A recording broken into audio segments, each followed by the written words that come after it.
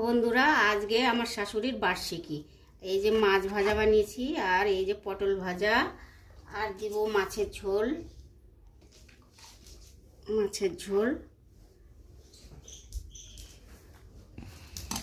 পায়েস,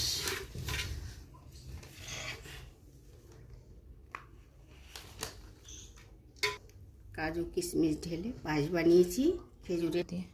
খেজুরের গুড় দিয়ে পায়েস বানিয়েছি, কাজু কিশমিশ ঢেলে। আমার শাশুড়ি মা আমার হাতের রান্না খুবই পছন্দ করতো। আমার যাকে বলতো কি, ভাতটা রান্না হয়ে গেলে বলতো কি যে তুমি এখন ওঠো, তরকারিটা ওই বৌমা রান্না করবে। এত ভালোবাসতো আমার হাতের রান্না। দেখো, এইটা আমার শাশুড়ি মা। এই যে আমার শাশুড়ি মার জন্য এগুলো সব বানিয়েছি। মা, তুমি গ্রহণ করো আমার খানা। মনে থাকে না, এটা নিয়ে যাব, পার্কে দিতে যাব, ওখানে দিয়ে আসবো। কিছুতে না কিছুতে তো খাবেই, যে কোনো জিনিসই হোক খাবে। বন্ধুরা, তোমরাও চেষ্টা করবা একদিন একটু দেওয়ার। বছরে একটা দিন আসে, যে যার শাশুড়ি মা শ্বশুর মশাই যার পছন্দের জিনিস বানিয়ে দেওয়ার চেষ্টা করবে। একটু দেখবা, এতে মন শান্তি লাগবে।